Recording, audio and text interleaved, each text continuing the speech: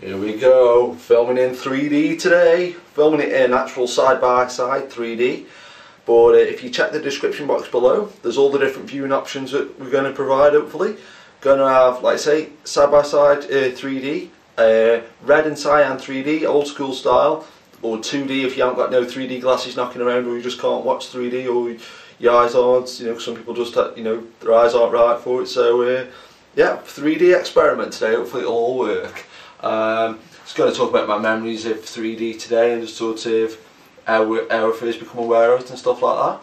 Freddy Dead was literally the first thing I saw in 3D. First saw it at the cinema in 3D, saw it on video in 3D. I think the UK was one of the few countries where the 3D home version was released. I mean, I know 3D is everywhere now. Sort of one of these two films were two really great new 3D movies. This was like the newer Texas Chainsaw Massacre film, sort of second official sequel to the original '74 Texas Chainsaw Massacre, and this is the first 3D Godzilla film that was released, sequel to the '98 original, just kidding, the '54 original, and yeah, so that's really good, some great 3D at the cinema, and because I saw both of these in 3D at the cinema, sorry, I saw this in 3D at the cinema, and it really works good in the home, and this works good as a home format too. One thing I think that doesn't get nowhere near enough credit though is, oh, this is one cool thing I've got. These are the original 3D glasses for the Odeon screening of Freddy Dead. Great scene in the film where you see them put these glasses on. And it's like when they put these glasses on, that's where you have to put 3D glasses on in the film, that's good. Yeah, but one thing I think that doesn't get nowhere near enough credit is print versions of 3D.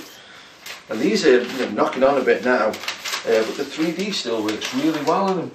It's like, do you have the power of the gladiators? I have to try put some scans or take some good photographs of them and put them on the website, because that's pretty good. Like I say, and these newspaper cuttings now, you know, from the very early 90s, and they still work really well.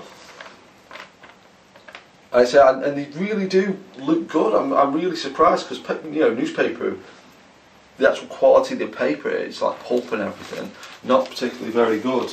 But the 3D works really well. This was something as well, one of the very first things I ever saw in the home. American heavy metal band Skid Row, the video for Psycho Love, the very first music video on this. The rest of the tapes in 2D, but that very first video is in 3D. It's a pull-time 3D, so it's purple in a clear lens. It's pretty cool. And this was about 3 years ago now, but Channel 4 had a 3D season. It was really good. They did like 2 or 3 days of 3D documentaries. You could get these glasses from Sainsbury's and stuff, but the icing on the cake was the broadcast, like on proper TV, not like pay TV or, you know, some movie channel. They broadcast the original Friday the 13th in its original 3D version.